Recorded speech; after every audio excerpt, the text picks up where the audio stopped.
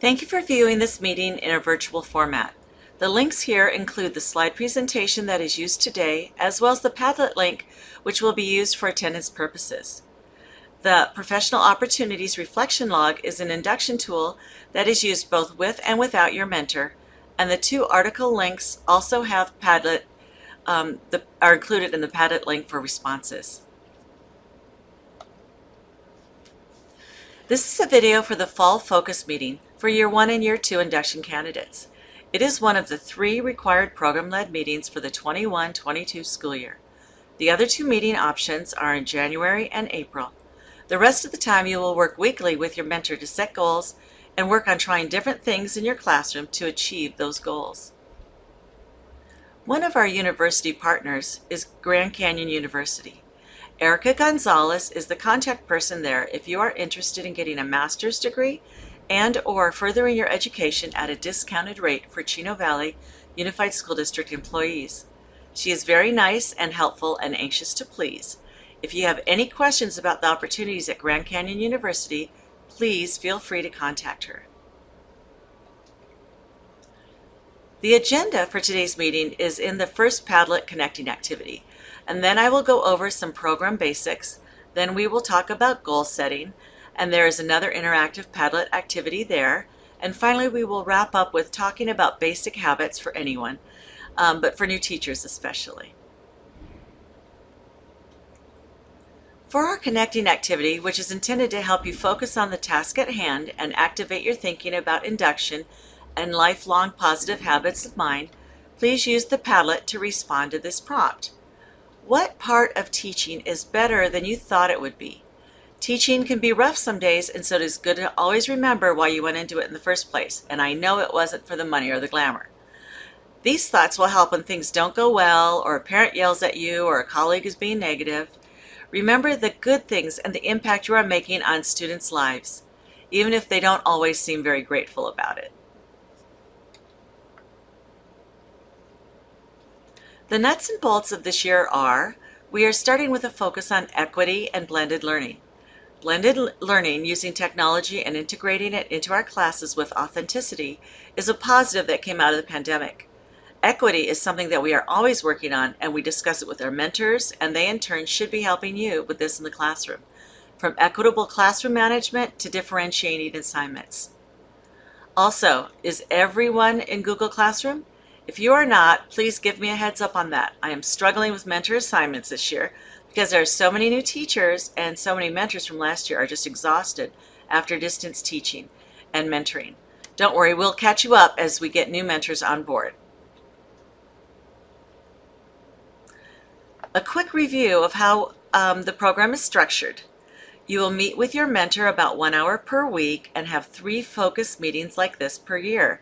You will also, like this meeting, you will also have 1 triad meeting with your administrator in the fall. And please know that everything you do in induction relates to CSTP number 6, Developing as a Professional Educator. And I particularly want you to look at the elements 6.6 and 6.7 and think about professionalism both in your personal life and your professional life. Remember, teachers are held by the public to the highest moral standards, more so than almost anybody, and please be careful when working with students that you do not put yourself in a position that might be considered risky, especially if you teach a subject that is not structured in a traditional classroom like band, choir, drama, PE, or activities directors. Coaches and band directors especially need to be careful of how their actions are perceived. Unfortunately, but it's the truth. Okay, more positively, here are some terms that will be used during your induction time. Please take a minute to read them silently to yourself so that when your mentor starts to talk about things, you will understand to what they are referring.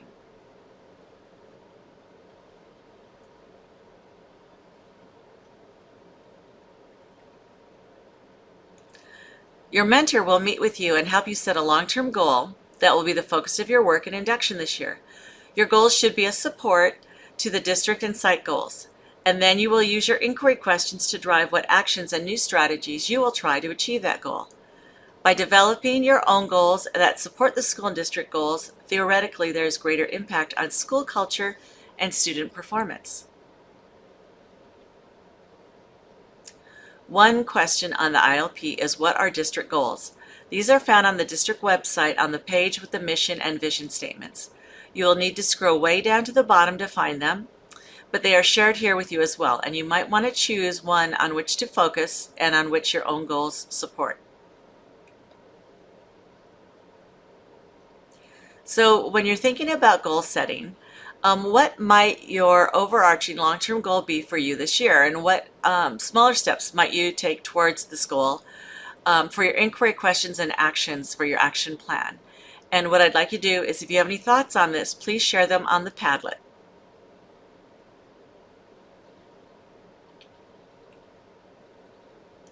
When you set your goal, please remember that it is a long-term overarching goal for the whole year. Also, you may use this format and remember this one that's shown here, and remember that the teacher, you, will be doing something or implementing a strategy or strategies so that the students will be able to do something else, like write a cohesive paragraph or solve quadratic equations, something specific. And the scores or completion rates are the measurement of growth, whether the student's growth or whether the teacher's growth, your own growth.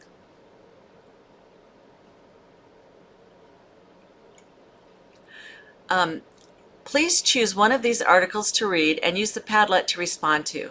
Both of these articles are relevant for us this year and helpful in developing learning mindsets. In No One Starts Out Awesome, this one, there are some suggestions for new teachers that are also reflected in this meeting regarding strategies on how to stay focused, positive, and mindful of career growth.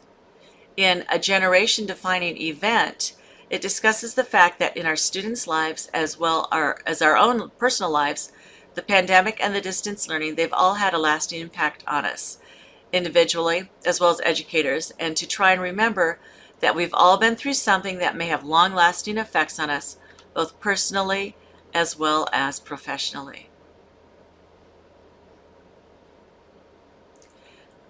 This is the learning plan, also called the ILP, and your mentor will record your meetings on this and indicate what your goals are and your initial and final developmental stages.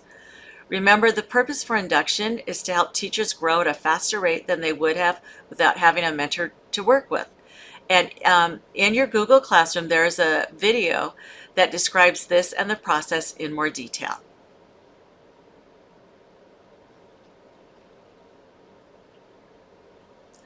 Please remember that induction is a job-embedded system of support and intended to be tailored for each individual's particular needs. Part of the requirements is for the candidate to attend 3 self-selected professional development activities each year, 1 per each inquiry cycle. You do not need a mentor to do this, and the directions and the professional learning opportunity tools are located in sections 2.7, 3.6, and 4.6 in your Google Classroom. In addition, this tool, the second one, and that's kind of a planning tool that's for you to be able to help keep track or to help plan the things that you're doing in induction. This tool is not required, but it's meant to be a resource for you and your mentor. Okay? And finally, routines that are recommended by experts for new teachers, but also to be just helpful for us all in life. Please try to create a morning routine, maintain regular hours, so getting up at the same time on weekends as you do during the week, scheduling breaks, and don't work through lunch every single day. And remember to socialize with your colleagues, family, and friends to be able to recharge your batteries. If you are running on empty all of the time, you are not helpful to all the people in your lives who rely on you. Put the oxygen on yourselves first, the oxygen mask on yourselves first, and then you will be able to help others. Thank you very much for viewing this, and if you have any questions, please feel free to contact me and/or write your questions in the Padlet. And remember, the expert in anything was once a beginner. Thank you very much, and have a great day.